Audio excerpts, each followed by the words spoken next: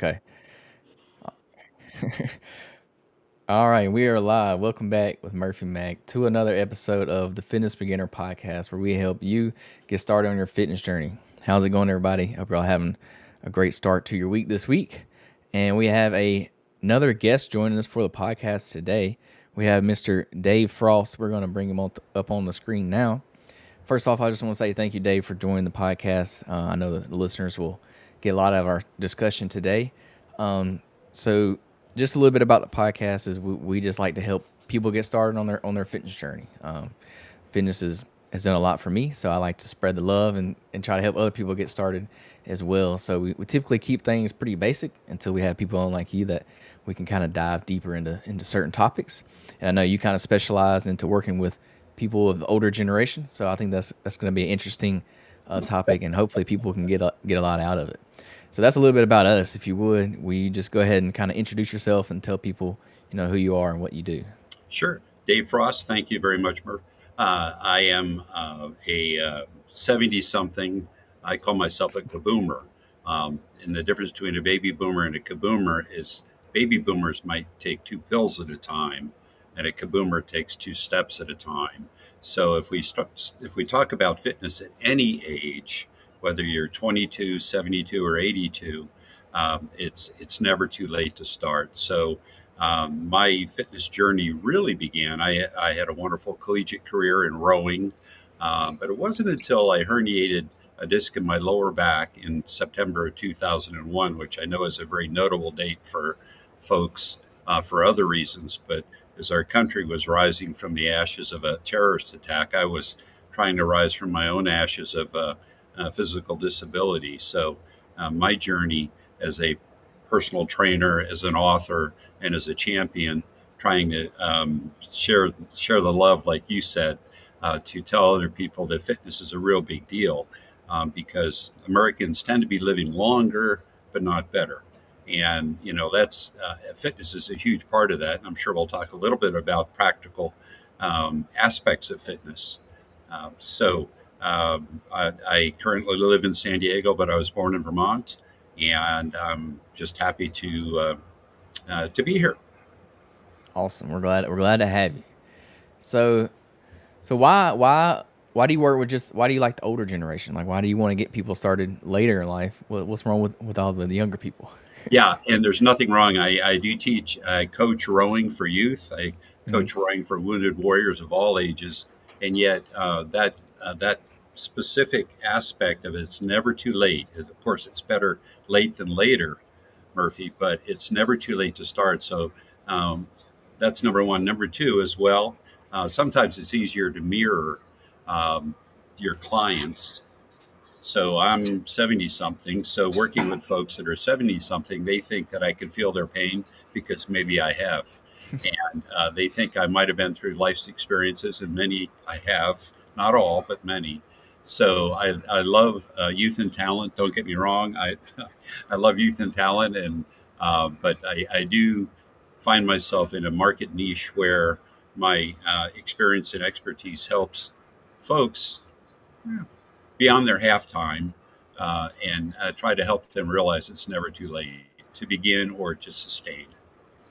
Yeah, I think that's great that you target the older generation, because it's like you said, they can kind of relate with you better, and a lot of times those people, they don't want somebody that's 20 years old kind of training them. They probably want somebody that's around their same age, that way they know, one, like you said, you can relate. You may have experienced the same thing they experience, and that you have more experience. You've been in the fitness realm for a lot longer, so you probably know a little bit. You probably know what you're talking about a little bit more than a lot of us younger people. So I think that goes A few times. that goes a long way. But you're right, and it's not a chronological thing, is it, Murphy? Whether you're able to resonate and listen and show empathy to someone younger or older than you, it's really trying to feel their wants and needs and helping them on their journey. But it just so happens that that's where I am. So I don't say no to working with younger clients by any means, or my volunteer work, as I say, is with younger people. That keeps me young. hey, I'm a grandparent. One of my reasons to try to stay fit is so I can play with grandkids. So. And you said you had an injury in 2001. So is that after that is when you started when you became a personal trainer? That's correct. Yeah, I was a mid-career professional in business, but then after my own challenges, physical challenges, I learned quite a bit, and I've been an adjunct college professor for quite a while, so I have learned how to write and hopefully write efficiently and effectively. And I thought I could share my own experiences with other people to make their journeys easier. Not easy, but easier. Now, do you work in a gym? Do you work privately or how does that work? Yeah, so working one on one, one on few, or working one on many, it depends. I do group fitness lessons in rowing studios where we line up 15 to 25 indoor rowers and have them work to music, and those are folks of all ages. But in my work for one to one or one to few, I go where the client would like to be comfortable. There are some people that are not comfortable in a big box gym, and if they're not comfortable, we don't want that to be an excuse why they don't begin their journey, right? So if they're comfortable in an open air park, that's awesome. If they're comfortable in their own home, that's awesome. A beach, or I call our garage my box, but if they want to come and help me move all the metal that's in my garage around as part of their workout, that's fine too. So, in answer to the question, try to be client centric and try to eliminate as many impediments to progress as we can. And there are just some folks, both men and women, who are not turned on by loud noises, loud music, and folks that are doing impressive things, which it may psych them out. And we don't want that, do we? We want to be psyched in, not psyched out. Yeah, and that just goes to show that like you can get a workout in anywhere. Like you don't have to have a nice, beautiful gym to work out in. I think that's a big misconception. You can, like you said, go into a park. That's a great place to get a good exercise in. So I like that. So you work for yourself, obviously, is what you're saying. Yeah. I was just curious. I didn't know if you worked for a gym or whatever. So that was I think most of us start in a gym, a big box or mhm, a small neighborhood gym, and there are many reasons to thank you very much, but build on it. And in my case, it's a fact of life in our industry that working for other people, you spend a fair percentage of your time in marketing the brand. mhm. And when you're working for yourself, I'm really trying to stimulate and encourage folks to think about themselves as the brand, not me or not a big box gym. I want them to, whatever their mantra is, their platitude to have progress. I want that to be the calling card, not the fact that it's a big logo that people recognize on a gym. So. So you mentioned a couple of times rowing. I'm interested in that because that's something I'm not very familiar with. I mean, I've done it before, obviously, just like on the rower at the gym before, just messing around, but I've never taken it serious. So it's rowing. You said you do with clients of all ages. That's something you suggest for older clients, or Yeah, golly, that's a great question. And the answer is if they get clearance from the older folks they get, the more important it is to get clearance from their medical team. Mhm. We have a thing for people over the age of 65, a document called um, uh, Personal Physical Aptitude Readiness Questionnaire, PAR-Q, Physical Aptitude Readiness Questionnaire, because exercise is very good for you, but it does raise your heart rate. Yay.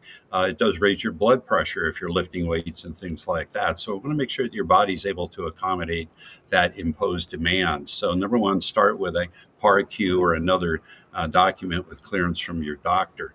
Yet rowing, one of the most fascinating things about it, for calories burned per minute, it's the most intense Olympic sport, Murphy. So I think it's just great for people to say, I'm doing something that's the most intense Olympic sport, not the longest. Maybe some folks would say not the hardest, but for that 6 minutes of all out effort, you use almost every muscle in your body, including the one between your ears. So if busy people are looking for an efficient and an effective workout, an indoor rower or being on the water. Well, being on the water takes time to get the boat out there, where an indoor rower, it's just oftentimes sitting in the quarter unused, isn't it, at the gym? Hey, I say you can stand it on the side and make a Christmas tree out of it for the holidays that are coming up. It's wrap some lights around it when you're not using it. But the fact that it uses almost all the muscles in your body, it's considered it's low impact. So you could eat a meal and hop right on the rower. It's not like running where you might have a little gut distress. So that's a good factor too, to fit it into your routine, because again, we're trying to remove impediments, not say, well, you only can do it after waiting 2 hours of digestion. But the fact that it uses, some say 90% of the muscles in your body, that's pretty darn effective for getting a good workout. I mean, you can row for a very long time, but you can get an amazing workout in a very short period of time too. So, if folks have any questions about it and they can't find what they need, certainly I'm sure you'll point them in my direction. I'll try to encourage them to think about a great sport, just a great sport. Yeah, you'll be happy. There's I think 2 rowers in my gym, and people always use it. Like there's always somebody on it, so you would be happy for that one. And if I could, then thank you for that. That's I think fairly rare, but yay. But I'd also share. I want people to learn how to do it well. Sometimes you see bad form, which you worry about for injuries, and you see Mhm. bad form that doesn't let them do their best. It is a pushing sport. Most of the power comes from your quads and glutes, but we see a lot of folks, especially the guys, they want to make it a pulling sport, not a pushing sport. Mhm. So, like with any activity that your listeners get involved with, you want to be safe, number one, but number two, you want to use good form.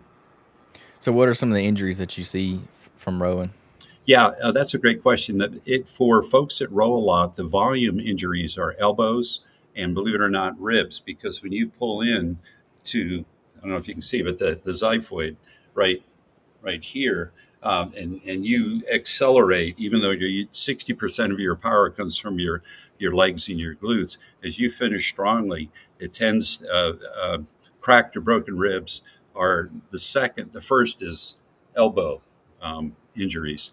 But other than that, if you're warmed up and you're not a 20 something collegian or an Olympian, hopefully you can avoid those overuse injuries.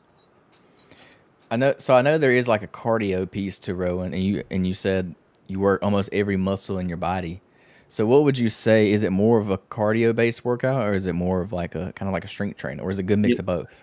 That's a great question. It depends. There is a damper setting. It's like a gear on a bicycle. Hmm. It doesn't really impact your time, but it does impact the load on your skeleton. If you want a low gear, as if you're climbing hills, you can adjust the damper setting to make it as if you're rowing up up the creek, so to speak. Hmm. But it for a Tabata, a very high intensity interval workout on the rower, is very much a stressing strength workout.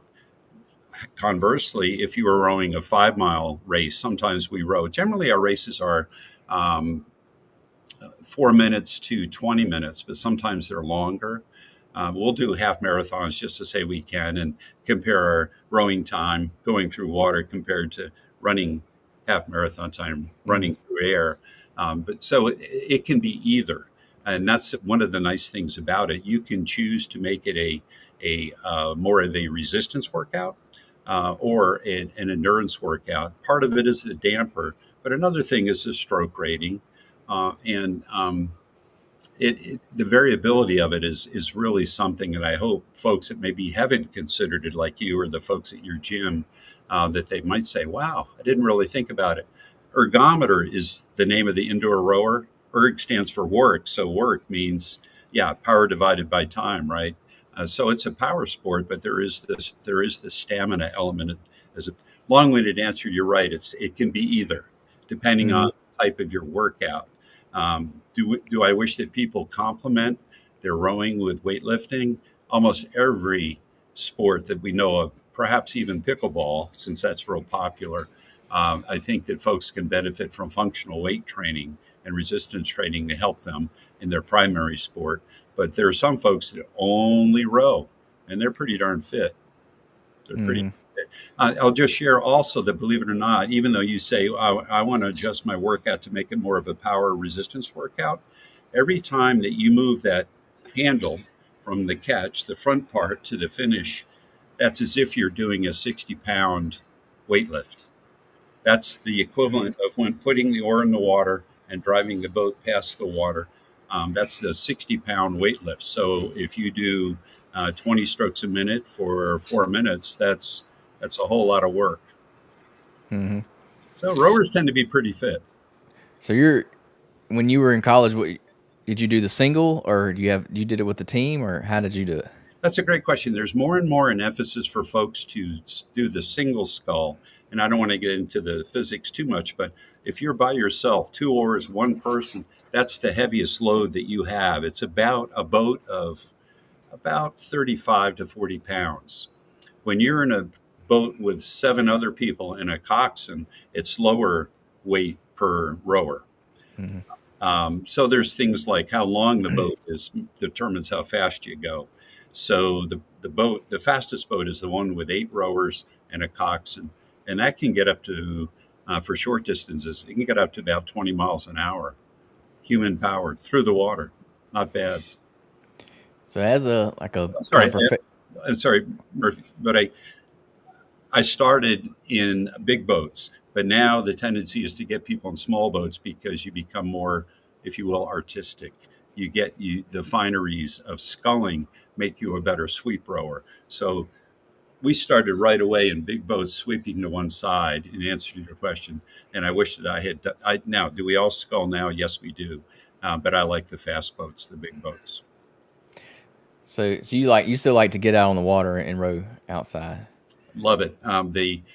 Sometimes we spend too much time in the dark, but nothing like a shooting star or marine life that pops up to kind of Hmm. make your morning, and you're revved up. And at least till 3 in the afternoon, you're full of energy, and then maybe you think about a nap at about 3 in the afternoon after getting up at 4 a.m. to go row. But we call it being gnarly, and rowers tend to live a long time, so that's not bad.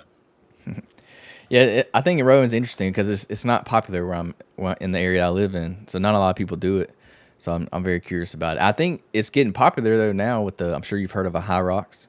So they do Mhm. rowing in a high rock. So a lot of people are practicing it now, not actual rowing, but on the rower. Well, that's So okay. By the way, the indoor rower is about 85% of what you do on the water. So mhm, people don't have to apologize that they don't have water or expensive boats. Unfortunately, actual rowing on the water can be expensive. mhm. A eight-person shell bought off the rack nowadays, plus the oars, can cost $70,000. And perhaps some of your listeners are like me that don't drop $70,000 on a hobby. You know, Yeah, that is high. You would have to do it as a team sport at that point. that's So, right. what's your opinion on these? Like, I'm sure you've seen them. These extreme long distance rowing competitions, like canoeing competitions. Like They I'm in Alabama, so we have one called the Alabama 650. You've probably heard of it. It's 650 miles. That's they just insane. It, there are records that are made to be broken, and I applaud folks for doing those things once. But as we learn and getting to the idea of fitness, how much is enough?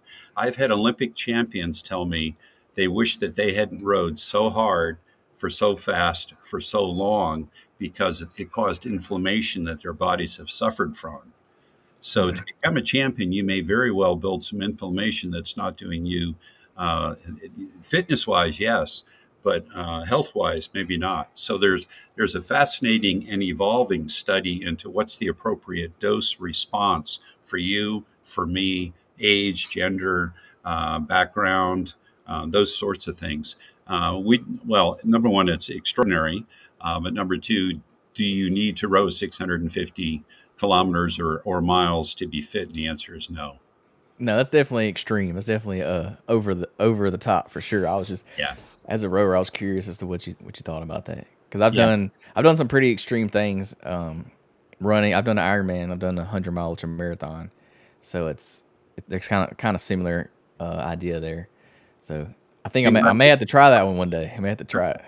Good for you. But as you get older, I would ask you to get a thing called a calcium CT scan just to make sure that you're one of the lucky ones that hasn't inflamed your coronary arteries from all that inflammation of 100-mile trail runs.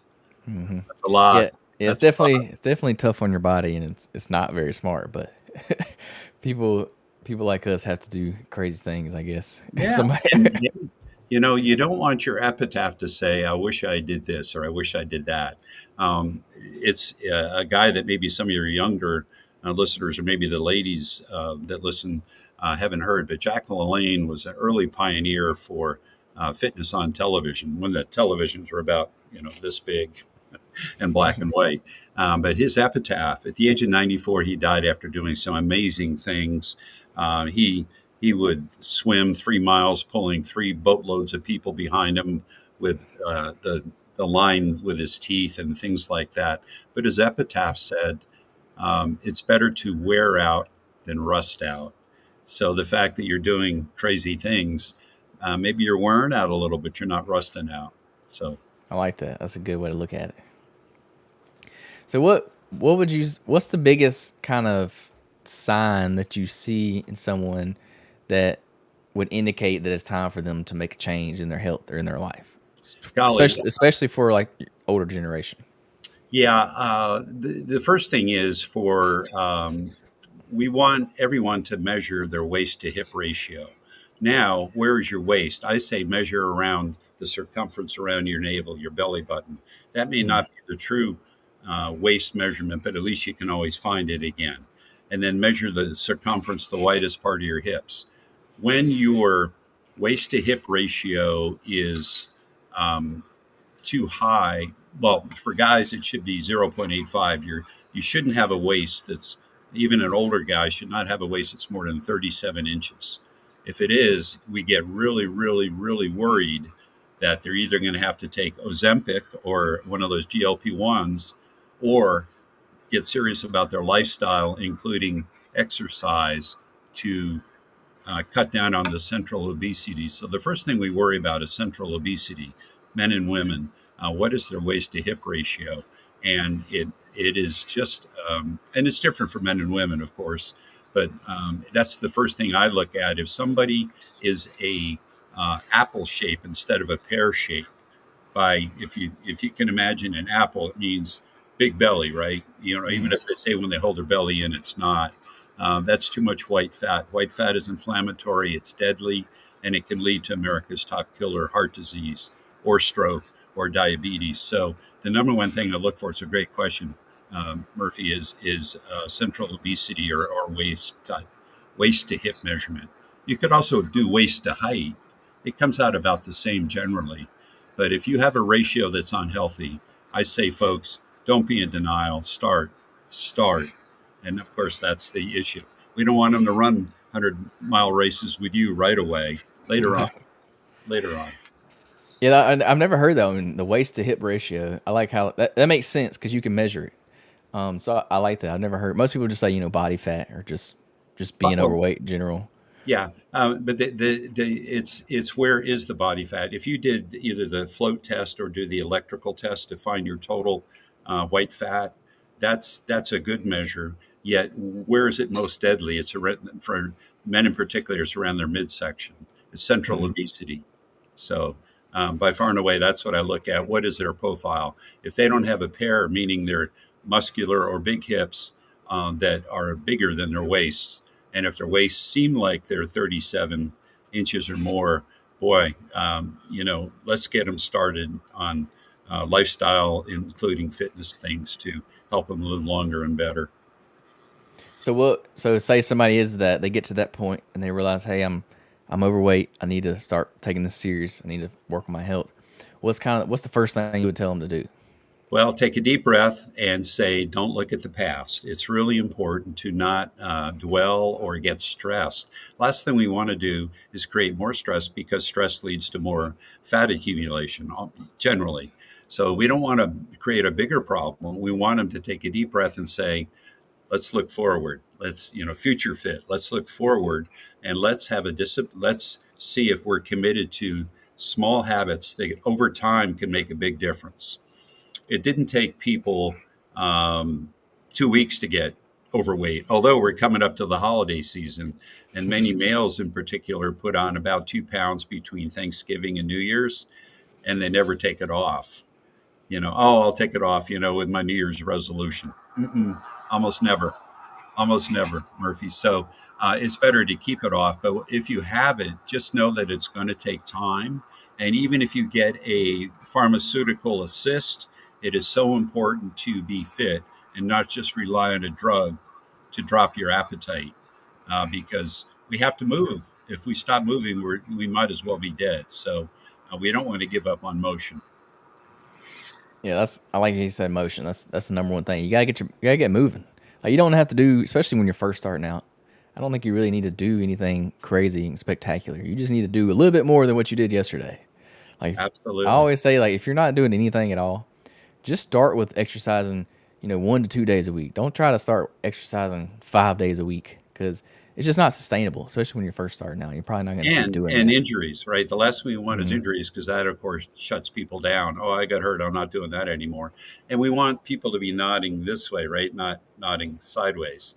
Not, we don't want that. We want, yes, I can, not, no, I can't. So little habits, like you said, whether it's 2 days a week, whether it's, well, maybe I can park the car further away from the mall, or why don't I take the stairs instead of the elevator? Those things over time will make a difference. It is primarily an energy equation. You have white fat stored, and it's a tremendous energy source. But if you keep adding to it, not tapping it, that's wrong. So we need folks to be educated. We need folks to get resources that help them be successful, not be frustrated and quit and say, "Oh, that was too hard," and Madison Avenue lied to me, that kind of thing. Yeah, you gotta. It's all about building those little habits, like you mentioned, just one at a time. Don't try to do too many. Just do one, and then once that becomes a habit, and you do it without even thinking about it, then add something else to it, and then that stacks on top of each other, and it makes a big difference over time. And if I can revisit one more item on stress, because it is so deadly for inflammation and worsening a condition, we want people to chill. And what's part of it? Sleep. As people get stressed, and they might think about a nightcap or a snack or things, and those are unhealthy things over time that we don't want to start. So stress is one of the things, as people embark on their journey, is what can I do to bump up my resilience and lower stress so that it's not become chronic. And chronic stress is kind of a definition, is that's something that's bothered you for 3 months, and it probably means you put on weight and your blood pressure is up, your heart rate's up, and you're not ready to do peak performance, whether it's 2 days a week or 6 days a week. So for someone that's slightly older and they may be a little intimidated by exercise, what's something that you how would you help them overcome that? How do you help somebody, they may be intimidated to go to the gym, they may be intimidated to exercise, they may be scared of, getting injured. So how do you help them kind of overcome that? Well, two things. One is I'm not the spring chicken myself, so I kind of share, and not to be a wise guy, but I kind of say, listen, if I can do some things and they work for me, I bet I would really like you to try them. Number one. Number two, I'd like you to find a buddy. There's someone in your church, your social group, that if you buddy up sometimes on a day when you're not really feeling it, they can help you feel it. So sometimes the buddy system is a big effort. And the third thing is to find examples. And the one I've used, God rest her soul, but Supreme Court Justice Ruth Bader Ginsburg used exercise to fight off cancer for as long as she could. So in her 80s, she was lifting weights because it was good for her. It relieved stress of what she did on the Supreme Court bench. And I think it helped her stay alive. So those three things. If I can do it, would you please try it? Just give me a chance. If I can do it, you can do it. Number two, try to buddy up. And number three, look for examples in your life or that you read about that are doing things. Yeah, I love number two, finding a buddy. That's something I talk about a lot on the podcast. Is find you somebody that will do it with you. Because I don't know why, but humans, they just work. You're meant to be with other people. Like, we're meant to be social people. We're not meant to be by ourselves. So you kind of work together and you feed off of each other too. Like you said, if you're not feeling it one day, then they can kind of pick you up and help you get through it. And that energy, it goes a long way and it helps whether you realize it or not. So I love that's something I use a lot. I love to work out with people, especially when I'm running. I do a lot of runs with other people, and it helps. It makes it so much easier. We can get through it. We talk, and it makes it a whole lot easier and more enjoyable to do it with somebody. Boy, you're right. And I endorse that all the way. And one additional thought about that is folks get older. I mean, way past where you are now, but when folks get older, like the social aspect is even more important. And maybe in older times, what could be considered a solitary sport, a semi-solitary, biking, running, swimming, get involved with other people because the social aspect is why it's a very big success factor for chasing 100. Yeah, the social aspect. So what would a workout look like for someone who's kind of new, just getting started at around like a client you work with? What would a workout for them look like? Because it's probably going to look a lot different than something that I would do in the gym. Yeah, so let's say it's resistance based, although I always add I have a 7S model. I mean, not I, but we talk about a 7S framework in our physical bank. Folks are CrossFit. I think it was like 10 elements of a CrossFit workout of the day.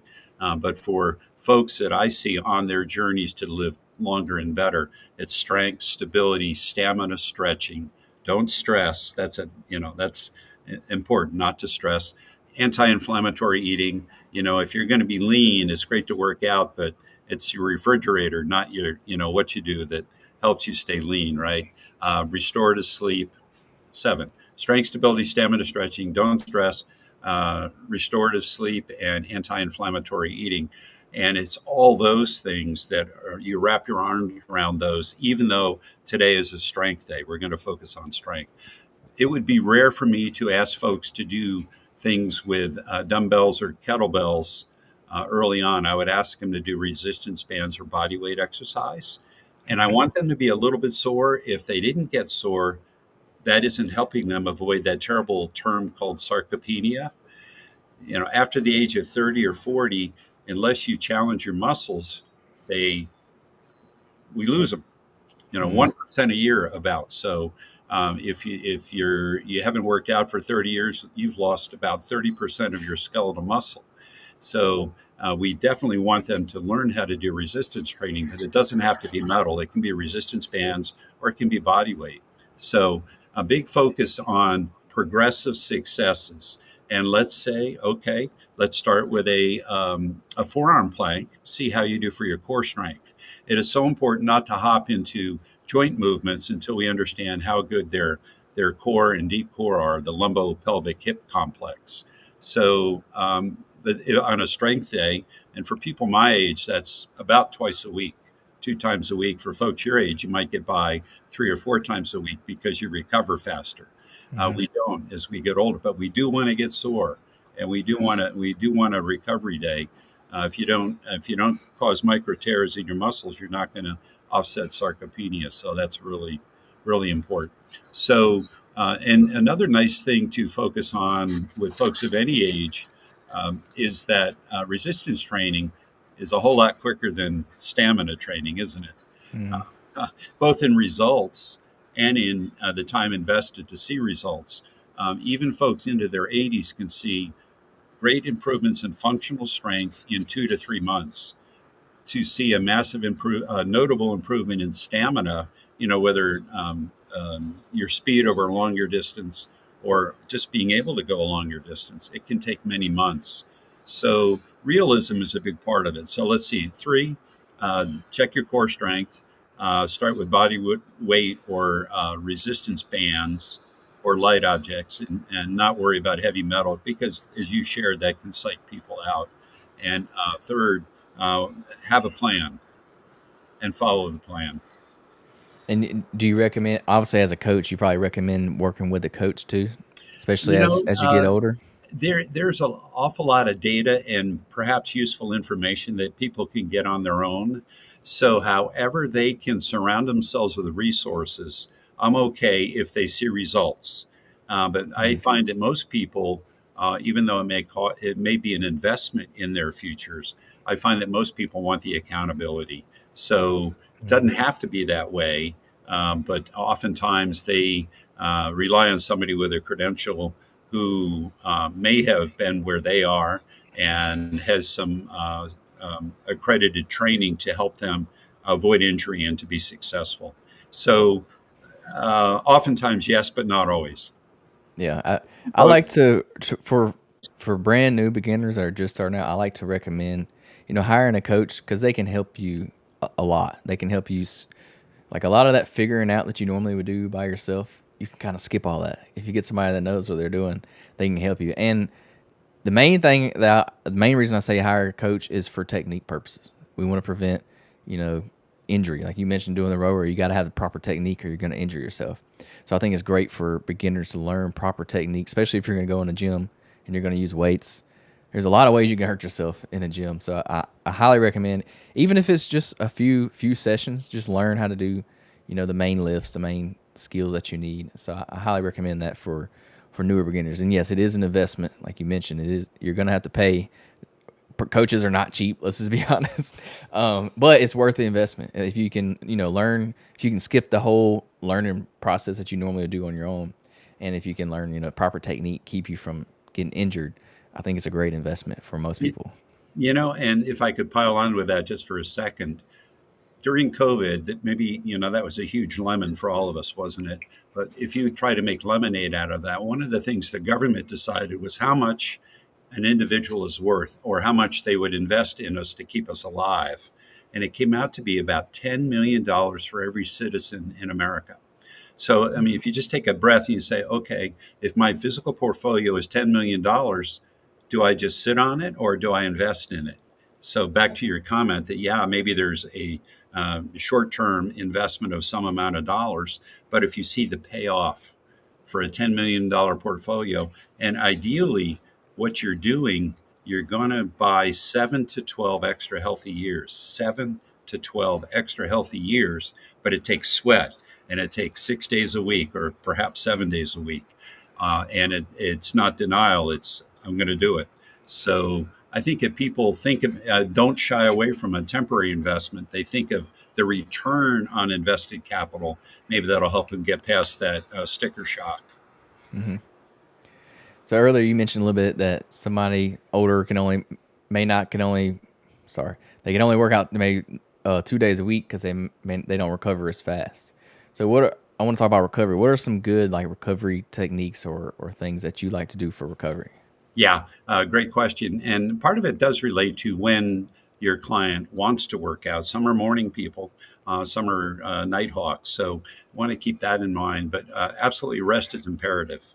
So if we're intentionally creating micro tears in our skeletal muscle, what do we need to repair it?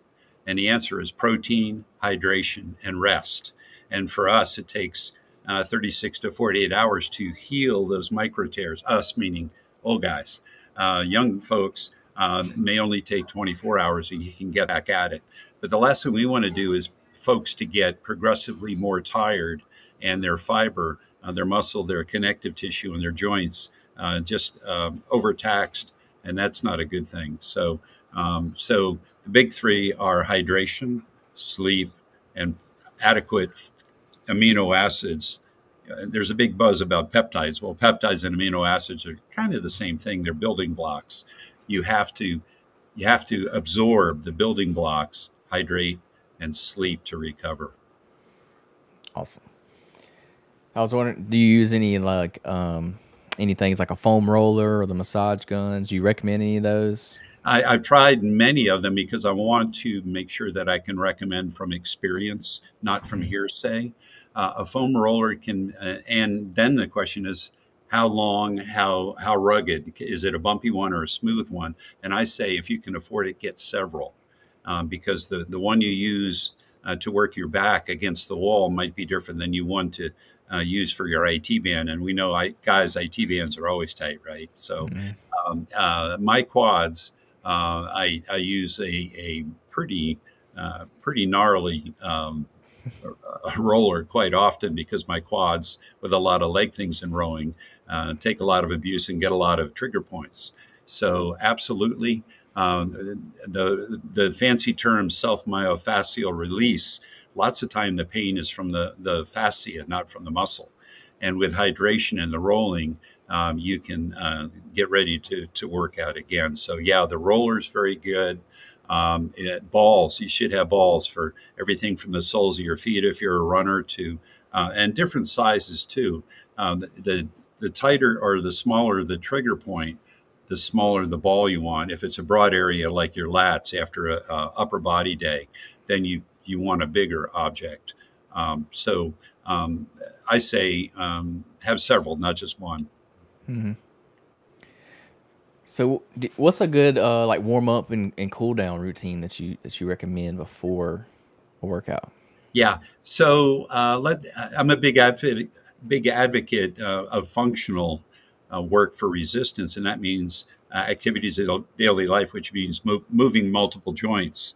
We love it if folks have boulder shoulders or massive guns, right? The old saying, sun's out, guns out for big biceps. Well, how often do we really need big biceps in life? I'd rather have people focusing on their glutes and that sort of thing. But in answer to your question, to support complex moves, a squat, pull ups, things like that, want to make sure um, uh, enough dynamic warm up before the workout to warm the body up, get the joints, the connective tissue, and the muscles ready to do work without injury is important. Does it take hours? No. But if you, it's not a waste of time to invest 6, 8, 10 minutes on dynamic stretching of the muscles you're going to use um, to um, to get ready to do work. And the work that I advocate is complex moves because burn more calories. Number one, and number two, that's life. It's not isolation. It's compound moves or complex moves. Do you think the importance of a good warm up routine it increases as you get older? Yes, I do. Yes, I do because and frankly, we walked a lot at a football game yesterday, way more steps than I really thought I would, and what I didn't do yesterday was stretch enough in the hips and legs. So yes, as we get older, and I think as we get older, we forget to hydrate as much as we should. So why do we get sore? The fascia get tight, but they also are dehydrated. So I do believe that there's a trend as we get older that you should spend more time on stretching, rolling, stretching, and getting ready to do the work. So, what are some daily habits that you see is or the have the best impact on longevity? Like a You daily know, habit. one of the believe it or not, this sounds trivial, but one of the best things you can do is give yourself a hug every morning and take a big breath of gratitude. Right?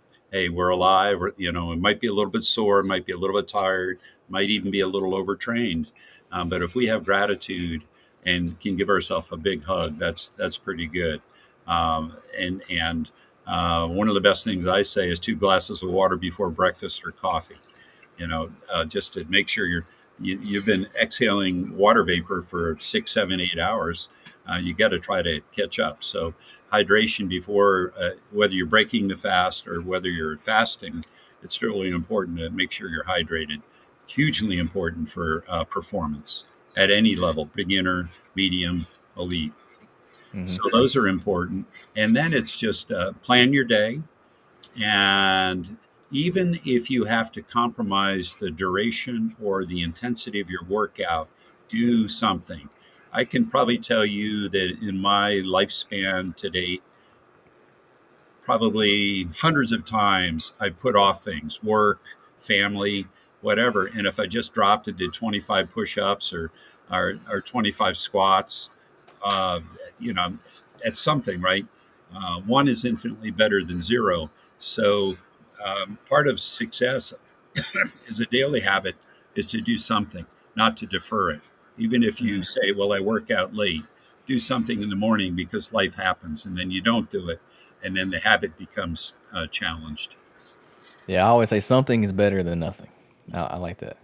Very good. And then the gratitude, that was a big one too. I know it's not necessarily a fitness question, but answer, but I like that. That's good for just overall daily life. That's a good one. That intricacy of gratitude and how it relates to resilience, your ability to perform. If you're mad at the world, you might have a good performance once, but you're not going to have good performance long term.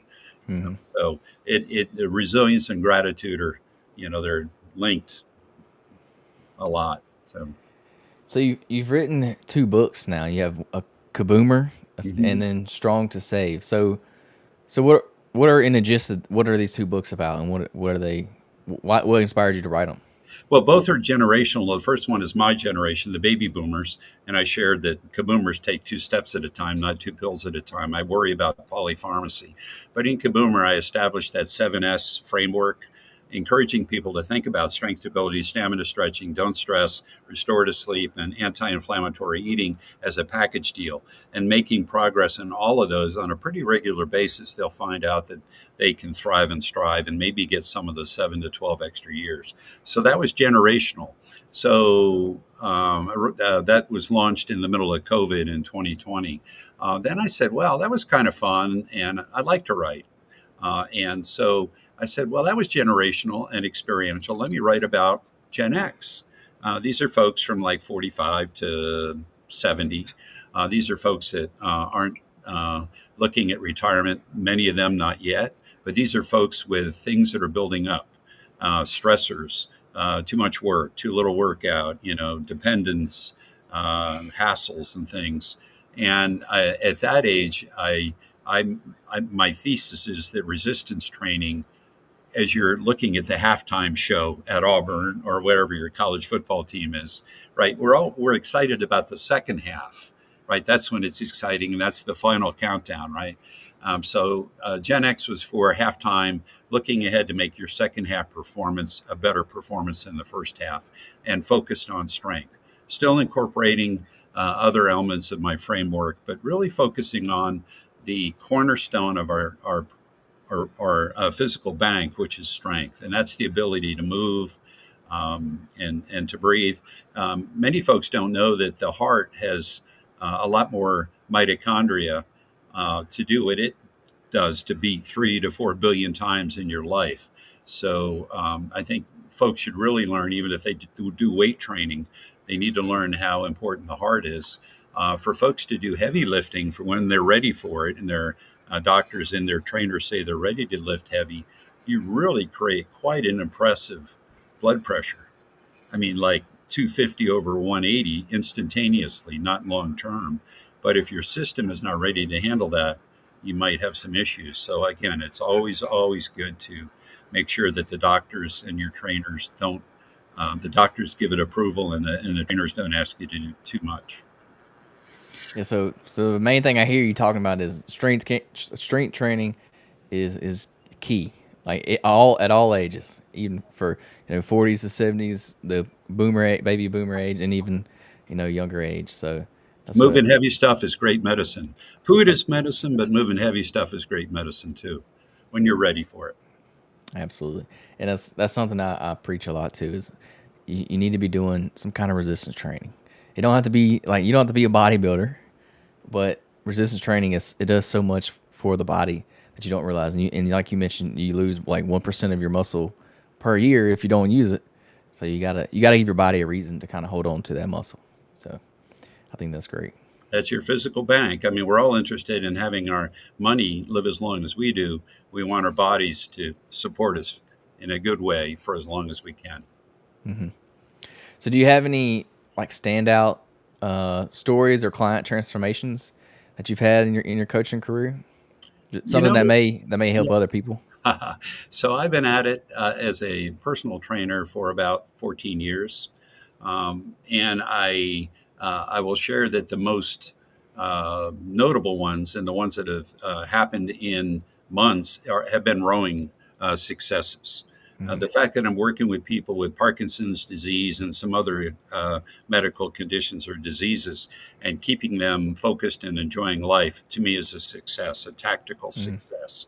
But for folks to change a body composition, be confident, and do things they've never done before, oftentimes it is now it is It is based on rowing. And as a younger guy, before I was a professional trainer, running, I was, believe it or not, as a Clydesdale, I was pretty good at least the marathon distance, not ultras. So I could, and still, because stamina is so important, I do remind folks it's just not weightlifting. It is all the above. It's stamina and strength and stretching and stability, so you don't fall. So the answer is, I wish I had, Michelle Obama or someone like that to say that was my client and look where she is. But no, I have tactical successes that people are saying thank you, thank you, thank you. So for me, every time somebody says thank you, I'm better for it. That's pretty rewarding. Mm-hmm. So I was going to ask you something about rowing. I just forgot. uh, how many times would you recommend a week for rowing? You said some of your greatest transformations have come from rowing. So if somebody may want to, like, maybe they don't like to run or not good at running, and they want to try rowing out. What's a good amount of rowing to do? Yeah, I wouldn't want, that's a great question. I wouldn't want people to hop into it so much that they burn out quickly. I would rather they mix it up. I call it the dreadmill, not the treadmill, to hop on a stationary bike or swim laps and start to ease into another exercise. I'm a rower first, but I did do a charity bike ride, the equivalent of a marathon's calorie burns a day for a week. And I don't know that I'm going to do it again real soon. If you're an athlete, you should be able to do different types of exercises. And I am partial to rowing, been doing it for a long time. Yet it's not the only way to burn calories and feel good about yourself and change your waist to hip ratio. So I would say ease into it with training, have somebody watch you for form and function and safety, and then see if you like it, and then start to increase the intensity or the volume, and see if you can add extra days. But I wouldn't say hop in 6 days and that's it. I do know people, even when I'm in a peak training period, we have our next race is coming up in March, April. I won't train on the rower 6 days a week. Some do, but they tend to be not big guys like me. They tend to be lightweight rowers that can handle it. Um, you know, so for me, I would say, and because it could be either a weight or a stamina workout, resistance or stamina, factor that into your plan. But for me, 4 days is probably about right. And how much volume? An hour to an hour and a half. And interspersed in there are interval work as well as the steady state to build capacity. So it's every athlete is different. Some might be able to handle 5, 6 days a week, but I wouldn't want to start that way because we don't want them to burn out. We want exercise Mm-hmm. to be fun. We want them to be immersed in it. And I want to, if they like it, I'd try to figure out a way, if you can, to get them on the water somehow, somewhere. If they go on a business trip, find a boathouse that they can try it, that kind of thing. Because it's important to be immersed to keep doing it. Mm-hmm. So what are some workouts or exercises, maybe even stretches that complement the rower, like that would help you on the rower? Yeah, golly, I would share everyone, not just rowers, but if you don't know the figure four stretch or the pigeon stretch, before you get on a rower or go out on the water, your hips are really, really important, right? And I mentioned the glutes and the quads are where you get most of your power. So that's where you want to spend most of your time warming up for those. So just fractional squats and doing a little bit of dynamic too. You might want to slam ball a little to get the heart rate up. But again, the idea is rowing is a full body sport. So you want to warm up full body ways, either slam ball or hanging from a bar and tucking and bringing up your waist and swinging a little bit to use the whole body. Do you find people have problems with their lower backs when they row? Is that a They common can. issue? They can, and again, I now as a member of the Lumbar Jack Society with a lot of extra metal in my lower back, it can happen. But the best way to protect your back, core, the deep core Mm-hmm. muscles, the TVAs and the IOs. And if folks are not doing enough dead bugs and other exercises to work the corset in front, that's how you prevent back injury. Is the front and the sides, the obliques, the Yeah, TVA. because that's something that I have lower back pain just all the time. So I was wondering, I was curious about that because I think that's something that would bother me if I did it for a long time. And I don't know how much time you spend, but another thing that I want everybody to try to remember is we have three body planes, and they may know that, but they so much of what we do in life, like running or rowing or biking or swimming, is this way. But we want to twist. And the first thing I'd suggest for you is check your QLs and see if they're a little tight, because of your lifestyle. And hopefully the QLs will come around and then your lower back doesn't bother you. But again, I'd focus on the deep core on the anterior side, not the posterior pain. I'd focus on the anterior solution. So very important to remember twisting and then frontal also. Side to side, the frontal plane, very important. And oftentimes you do that for a week or so, and all of a sudden, oh, I'm standing taller. Another thing is just hanging. Dead hangs are tremendously good for you, and maybe that'll help with the back pain also. Yeah, I used to do dead hangs a lot. I need to start doing them again. I There haven't you done them go. in a while. There you go. And just see if there's a correlation between avoiding pain and getting that back, supporting you and not being a trouble spot. So many people think as you get older, your energy kind of naturally declines. So what do you have any way to kind of counteract that energy as you get older, like decline? What do you have any advice for that?